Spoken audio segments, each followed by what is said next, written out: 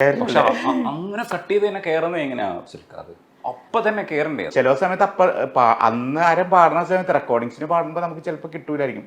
പിന്നെ അതങ്ങനെ പ്രാക്ടീസ് ചെയ്ത് റെക്കോർഡ് ചെയ്യും. പിന്നെ അത് അതിന്റെ ടെക്നിക്ക് നമുക്ക് കിട്ടും. പിന്നെ ഇപ്പൊ നമുക്ക് അത് ഓക്കെയാണ്. അത് അല്ല, ആ സെക്കൻഡിൽ തന്നെ കയറണമെങ്കിൽ ചെറിയ അഭ്യാസം പോരാ. ചില പ്രോഗ്രാമിന് കയറൂല, അങ്ങനെ പറ്റും. അതൊക്കെ ഓരോ ശാരീരിക അവസ്ഥകളൊക്കെ പോലെ ഇരിക്കും ചില സമയത്ത്. എങ്കിലും ലൈവില് പെർഫോം ചെയ്യുന്ന ഞാൻ എപ്പോഴും പേടിയോടുകൂടിയാണ് കാണുന്നത്. അപ്പോൾ ലൈവില് നിങ്ങൾക്ക് തെറ്റിപ്പോകരുത് എന്നാണ് നമ്മളും നമ്മളും അങ്ങനെ തന്നെ ആഗ്രഹിക്കുന്നത്. അപ്പോൾ ഈ പിഴയ്ക്കാതെ എങ്ങനെയാ അത്രയും കോൺസെൻട്രേഷൻ എങ്ങനെയാ സിൽക്കാ കിട്ടുക? സ്റ്റേജിൽ കയറുമ്പോൾ നമ്മൾ വേറൊരു മീൻസ് എനിക്ക് തോന്നിയിട്ടുള്ളതാണ്, എൻ്റെ കൂടെ ആരൊക്കെ ഉണ്ടെന്നുള്ളൊരു തോന്നൽ എനിക്ക് എപ്പോഴും ഉണ്ടാകാറുണ്ട്. കാരണം അങ്ങനെ ഒരു സപ്പോർട്ട് എപ്പോഴും സ്റ്റേജിൽ എനിക്ക് കിട്ടാറുണ്ട്. ഒന്നും മുകളിലൊരാൾ നമുക്കൊരു ഏത് പാട്ട് പാടുമ്പോൾ ഇപ്പോൾ കൈത്തൊടി താളത്തിൻ്റെ ഹമ്മിങ് ഫസ്റ്റ് എടുക്കുമ്പോൾ തന്നെ അതേ അങ്ങോട്ട് വിട്ട് തന്നേക്കണേണ്ട, എത്തിച്ച് തന്നേക്കണം എന്ന് ഞാൻ പറയും. അതങ്ങനെ ചില സമയത്ത് പുള്ളി വിചാരിക്കണം എന്നാൽ അത് വേണ്ട, ഇത്തിരി വെള്ളി അടിച്ചോട്ടെ എന്ന് വിചാരിക്കും. അങ്ങനെ വെള്ളി അടിച്ച ദിവസം അത് നമുക്കൊന്നും പറയാൻ പറ്റില്ല. അത് അങ്ങനെയാണ് അതിൻ്റെ ഒരു രീതി. പിന്നെ നമ്മൾ മാക്സിമം ചിലപ്പോൾ നമ്മൾ ഇന്ന് ശരിയാക്കണം എന്നും പറഞ്ഞ് നമ്മൾ സ്വന്തമായിട്ട് ഇത് എടുത്തു കഴിഞ്ഞാൽ ശരിയാവൂല. അപ്പൊ അതാ ഞാൻ പറയാം, നമ്മുടെ കൂടെ ഒരാളുണ്ടെന്നുള്ള ഒരു ബോധ്യത്തോടു കൂടി നിൽക്കുകയാണെങ്കിൽ ചിലപ്പോൾ എല്ലാം ശരിയാവും എന്നുള്ളതാണ് എൻ്റെ ഒരു തോന്നല്. ഈ ചിത്ര ചേച്ചിയും സുജാത ചേച്ചിയും ഒക്കെ കൂടെ പാടിയതാണോ? അവരൊക്കെ അതെ അല്ലാത്ത റെക്കോർഡ് ചെയ്ത് പോവാ? അല്ലാതെ റെക്കോർഡ് ചെയ്ത് പറ്റില്ല. എനിക്ക് തോന്നുന്നു ഞാൻ ചിത്ര ചേച്ചിയുടെ സിനിമയിൽ ഒരു പാട്ട് മാത്രമേ പാടിയിട്ടുള്ളൂ, പാണ്ടിപ്പടയിൽ മേലെ മുകിലിൻ കൂടാരം എന്നുള്ള പാട്ട്. സുജാ ചേച്ചിയുടെ കുറേ പാട്ടുകൾ ഞാൻ പാടിയിട്ടുണ്ട്.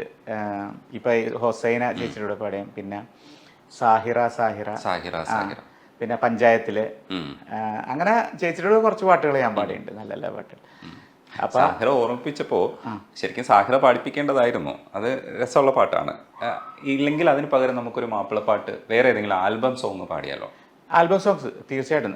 ആൽബം സോങ്സ് ഒരു കാലഘട്ടത്തിൽ അങ്ങനെ കുറേ പാട്ടുകൾ എനിക്ക് പാടാനുള്ള ഭാഗ്യമുണ്ട്. ആ സമയത്താണ് സയൻ അൻവർ എന്ന് പറഞ്ഞ മ്യൂസിക് ഡയറക്ടേഴ്സ് അവർ ഒരു നോർമൽ നമ്മുടെ കുറച്ച് പഴയ കാലഘട്ടങ്ങളിലുള്ള മാപ്പിളപ്പാട്ടിൻ്റെ സ്റ്റൈലിൽ പോയിക്കൊണ്ടിരിക്കുന്ന സമയത്താണ് ഇവരൊരു കുറച്ച് മാപ്പിളപ്പാട്ടിൻ്റെ തനിമ വിടാതെ കുറച്ചും കൂടി സൗണ്ടിങ്ങിലൊക്കെ കുറച്ച് വ്യത്യാസം വരുത്തി, കുറച്ച് അറബിക് ലിറിക്സ് ഒക്കെ ചേർത്ത് അങ്ങനെ ഒരു സയൻ അൻവർ ടീം മ്യൂസിക് കൊണ്ടുവന്നത്. അപ്പം അത് പാടാനുള്ള ഭാഗ്യം എനിക്കുണ്ടായി.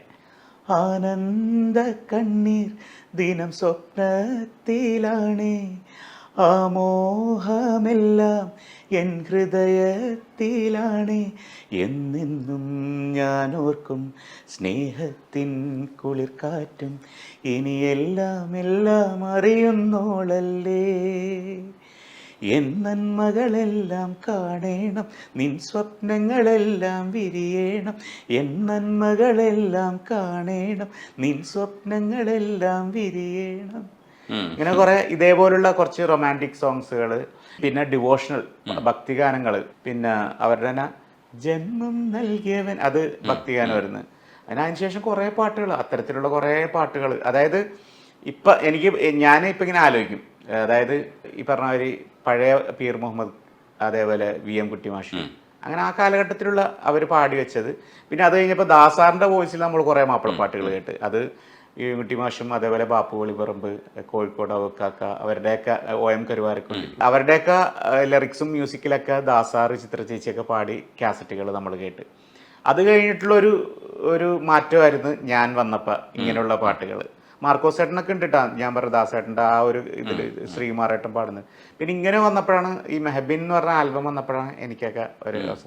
അത് കുറേ കാലം ഞാൻ പാടി. പിന്നെ അതിന് ശേഷം വന്ന മാപ്പിളപ്പാട്ട് ആൽബംസ് പാടുന്ന താജുദ്ദീൻ വടകര, ഷാഫി കൊല്ലം, സലീം കോടത്തൂർ, അവരൊക്കെ പാടി. അങ്ങനെ അത് കഴിഞ്ഞ് ഇങ്ങനെ പോയിക്കൊണ്ടിരിക്കുമ്പോഴാണ് ഇനി അതിൽ നിന്ന് ഒരു ചേഞ്ച് വേണമെന്ന് പറഞ്ഞപ്പോഴാണ് ഡെപ്സിയുടെ പാട്ടുകൾ വരുന്നത്, അവരുടെ മലബാർ ഇതൊക്കെ വരുന്നത്. അപ്പം അതാണ് ഓരോ ജനറേഷന് വേണ്ടുന്ന രീതിയിൽ ഓരോ കാലഘട്ടത്തിന് സൗണ്ടിങ് ഇതൊക്കെ മാറി വരും. ഇപ്പം അവരുടെ ആ ഒരു സ്റ്റൈലിലുള്ള പാട്ടുകളാണ് ഇപ്പോഴത്തെ ജനറേഷന് ഇഷ്ടം. അതിനുള്ളിൽ തന്നെ ഇൻഡിപെൻഡന്റ് മ്യൂസിക്കിൽ മലബാർ അല്ലാത്തത് എന്ന് പറയുന്ന ഒരു ചെറിയൊരു ക്ലാഷ് നടക്കുന്നുണ്ട്. അത് വളരെ പ്രൊഡക്റ്റീവായിട്ടും അവർ അങ്ങോട്ടും ഇങ്ങോട്ടൊക്കെ എഴുതിയൊക്കെ ചെയ്യുന്നുണ്ട്. അത് രസമാണ്. ആ ഫൈറ്റ് ആ രീതിയിൽ കണ്ടാൽ മതി, അത്രേ ഉള്ളൂ. അതെ, മ്യൂസിക്കിനെ നമ്മൾ അതേ രീതിയിൽ കാണാന്നുള്ളൂ. അതിൽ പൊളിറ്റിക്സോ മതമൊന്നും ഇല്ല. നമ്മളൊക്കെ അങ്ങനെ ചിന്തിക്കുന്ന ആൾക്കാരാണ്. അഫ്സൽക്ക് അതാണ് ഞാൻ ചോദിക്കാൻ വന്നത്. ആറ്റിറ്റ്യൂഡ് നമ്മൾ എങ്ങനെ കാണണമെന്നറിയാം. നമ്മളൊക്കെ കാണുന്നത് അതൊരു അത്രേ ഉള്ളൂ. അങ്ങനെ ക്രിയേറ്റീവ് ആയിട്ടുള്ള ഒരു ഫൈറ്റ് ആണ്. അതേ അങ്ങനെ കാണാൻ പാടുള്ളൂ, അതേ ചെയ്യാൻ പാടുള്ളൂ. നമുക്ക് പിന്നെ നല്ല മെസ്സേജുകൾ ഉണ്ടാകുക എന്നുള്ളൂ. ഇപ്പൊ നമ്മളെ ഒരു കലാകാരനെ സംബന്ധിച്ചിടത്തോളം ഒരു സോഷ്യൽ കമ്മിറ്റ്മെന്റും കൂടി ഉണ്ട് നമുക്ക്. ചിലപ്പോൾ നല്ല മെസ്സേജുകൾ കുറച്ച് ഇങ്ങനത്തുള്ള ചെയ്യുമ്പോഴും ചിലപ്പോൾ കോൺട്രവേഴ്സി ആയിട്ടുള്ള പാട്ടുകൾ ഉണ്ടാവും, അങ്ങനെയുള്ള. പക്ഷെ അതിൻ്റെ കൂടെ നല്ല മെസ്സേജുകൾ വരുന്ന പാട്ടുകളും ഒക്കെ ചെയ്യണം. അപ്പൊ ആ എല്ലാത്തിനും നമ്മൾ അക്സെപ്റ്റ് ചെയ്യണം എന്നുള്ളതാണ് എൻ്റെ ഒരു രീതി. അതാണ്, എല്ലാം കേൾക്കണം, എല്ലാം.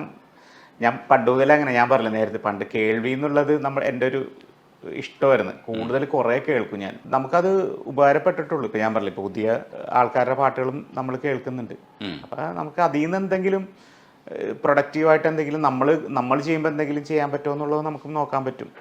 ഞാനങ്ങനെ, കാരണം നമ്മൾ ജീവിക്കുന്നത് മ്യൂസിക്കിലാണ്. എന്നെ സംബന്ധിച്ചോളം നമ്മൾ മരിക്കണതും അതിലൂടെ തന്നെ ആയിരിക്കും. നമ്മളൊരു മ്യൂസിഷ്യനായിട്ട് തന്നെ ആയിരിക്കും നമ്മൾ തീരേണ്ടതെന്നുള്ളതാണ് നമുക്ക് എൻ്റെ ഒരു ആഗ്രഹം.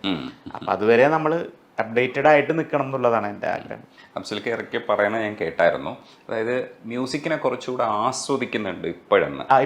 പ്രൊഫഷൻ അപ്പുറത്തേക്ക് നമ്മൾ മ്യൂസിക്കിനെ ആസ്വദിക്കുന്നുണ്ട്. അതൊരു ഭയങ്കര രസമുള്ളൊരു സാധനമാണ്. ഭയങ്കര രസമാണ്. അതായത് കാരണം എന്ന് വെച്ച് കഴിഞ്ഞാൽ ഓരോരുത്തരുടെ അപ്രോച്ച് ആയിരിക്കും. ഞാൻ ഓപ്പൺ ആയിട്ട് പറയുന്നതാണ്. ഇപ്പൊ എനിക്ക് ഒരു കാലഘട്ടത്തിൽ ഉണ്ടായിരുന്ന അവസരങ്ങളോ സിനിമകളോ ഒന്നും എനിക്കില്ല. പക്ഷെ ഞാൻ അന്നത്തേലും ഹാപ്പി ആയിട്ടാണ് ഞാനിപ്പോൾ നടക്കണം. കാരണം എന്ന് വെച്ചാൽ നമുക്ക് ചെയ്യാൻ പറ്റിയ കുറേ കാര്യങ്ങൾ നമ്മൾ ചെയ്ത് കഴിഞ്ഞ് എന്നും നമുക്കിത് പിടിച്ചുകൊണ്ടിരിക്കാൻ പറ്റില്ല.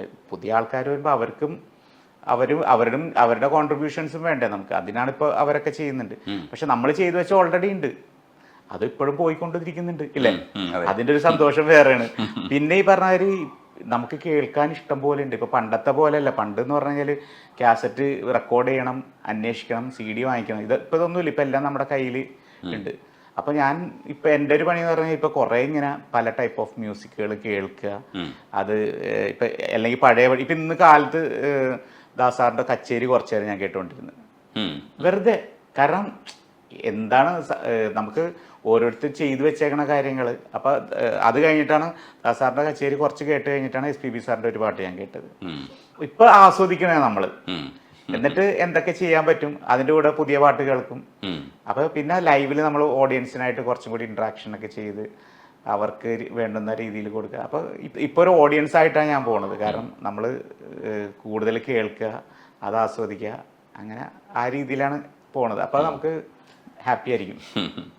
ദിലീപേട്ടന് വേണ്ടി അവസാനം പാടിയ പാട്ട് പാടി അവസാനിപ്പിക്കാം നമുക്ക്. ഹാർട്ട് ബീറ്റ് കൂടണ്, കണ്ണിൽ വെട്ടമേറണ്, എന്തിന് ഞാൻ ചുമ്മാതെ പുഞ്ചിരിക്കണ്, മുന്നിലായൊരാൾ വന്ന് മിന്നി നിൽക്കണ്, കാതിലിതാ മോഹത്തിൻ ബാൻഡ് കൊട്ടണ്, പൊന്നും നൂല് കരളിൽ നൂറ്റ്, മിന്നും താലി തന്നോട്ടെ ഞാൻ, കാലം കാത്ത് നോമ്പെല്ലാം നോറ്റ്, എന്തോരം കാതോർത്ത് ഞാൻ. ഓ മനത്തിങ്കൾ പെൺകൊടിയേ, ഓമലായി നിൻ മുന്നിൽ തെളിയേ, തന്നന തന്നന തനന തന്നന തന്നന തന. ഈ എനർജിയും ഈ ചുറുചുറുക്കും പിന്നെ ഈ സൗന്ദര്യവും അങ്ങനെ തന്നെ നിലനിൽക്കട്ടെ. എല്ലാ കാലഘട്ടത്തിലും ഇങ്ങനെ തന്നെ ഇരിക്കട്ടെ.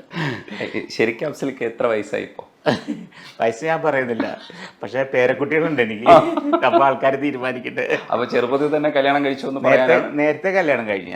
ഞാൻ 22 വയസ്സിൽ കല്യാണം കഴിച്ച് 23-ാം വയസ്സിൽ മൂത്ത മോളുണ്ടായി.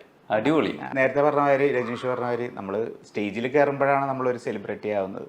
അല്ലാത്ത സമയത്ത് ഞാൻ മക്കളോടൊപ്പം കുടുംബത്തോടൊപ്പം ഒക്കെ കൂടുതൽ ഇടപഴകി ജീവിക്കുന്ന ഒരാളാണ്. വീട്ടിൽ തന്നെ ഉണ്ടാവും.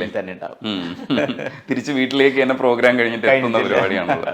പക്ഷെ ഈ തിരക്കുകൾക്കിടയിലും അത് മാനേജ് ചെയ്ത് പോകുന്നത് കുറെയൊക്കെ പണ്ട് ഞാൻ പറഞ്ഞില്ല, തിരക്കുകൾ ഉണ്ടായിരുന്ന സമയത്ത് കുറെയൊക്കെ ഞാൻ സ്ട്രഗിൾ ചെയ്തിട്ടുണ്ട്. ചിലപ്പോൾ ഞാൻ വൈഫിൻ്റെ അടുത്ത് പറയാറുണ്ട്, പിള്ളേരുടെ വളർച്ചയൊന്നും എനിക്ക് അങ്ങനെ കാണാനുള്ള ഒരു ഭാഗ്യം ഉണ്ടായില്ല. അവർ ചെറുപ്പ കാലഘട്ടങ്ങളിൽ നമുക്ക് കിട്ടിയിട്ടില്ല കുറെയൊക്കെ. അതുകൊണ്ട് തന്നെ ഇപ്പൊ പേരക്കുട്ടികളുള്ളതുകൊണ്ട് അവന്മാരെ കൂടെ, അവർ 2 ആൺമക്കളാ, അവരുടെ കൂടെ കൂടുതൽ നിൽക്കണമെന്ന് ഭയങ്കര ആഗ്രഹമുണ്ട്. അതുകൊണ്ട് ഇപ്പൊ അവര് പുറത്താണ്, ജർമ്മനിയിലാണ്. അപ്പൊ അതുകൊണ്ട് തന്നെ ഞാൻ എവിടെയെങ്കിലൊക്കെ പ്രോഗ്രാമിന് മുമ്പ് ആ വഴി അവരെ കണ്ടിട്ടൊക്കെ വരുള്ളൂ. ഒരു 24-ൽ 2 പ്രാവശ്യം അവരുടെ അടുത്ത് പോയി പിള്ളേരുടെ കൂടെ കുറച്ച് ദിവസമൊക്കെ സ്പെൻഡ് ചെയ്തിട്ടാണ് തന്നെ. ഒരു മോനും 3 പെൺകുട്ടികളും. ഓ അടിപൊളി. മൂത്ത മോളുടെ കല്യാണം, 2ാമത്തെ മോനാണ്, താഴെ 2 പെൺകുട്ടികൾ. വൈഫ് സിനി, കാര്യങ്ങളൊക്കെ ആയിട്ട് എനിക്കൊരു ഡിസ്റ്റർബൻസ് തരാതെ വീട്ടുകാര്യങ്ങളെല്ലാം മാനേജ് ചെയ്യുന്നു. ഓ, ഈ സുന്ദരനെ ഇങ്ങനെ മാനേജ് ചെയ്ത് പോവുകയാണ്. ടെൻഷനൊന്നും തരാതെ. അല്ല, നമുക്ക് എല്ലാം കൂടി ചിലപ്പോൾ ഏറ്റെടുക്കാൻ പറ്റൂല. ചില സമയത്ത് ഞാൻ പ്രാക്ടീസ് ചെയ്യാനൊക്കെ ഇരിക്കുന്ന സമയത്ത് വീട്ടിലാണെങ്കിൽ പോലും ഡിസ്റ്റർബ് ചെയ്യൂല. ഒരു റൂമിൽ കയറി ഞാൻ പാട്ട് കേൾക്കാനും പഠിക്കാനൊക്കെ ഇരുന്ന് കഴിഞ്ഞാൽ ഒന്നിനും ബുദ്ധിമുട്ടിക്കില്ല. ഫുഡ് കഴിക്കാൻ വേണ്ടി മാത്രം വിളിക്കും. ഓ, പൊളി. അത്ര നന്നായിട്ട് സംരക്ഷിക്കുന്ന ആളാണ്. അങ്ങനെ തന്നെ പോട്ടെ. ഇടയ്ക്കൊക്കെ ശല്യപ്പെടുത്തണം കേട്ടോ. നന്ദിയുണ്ട്. Thank you.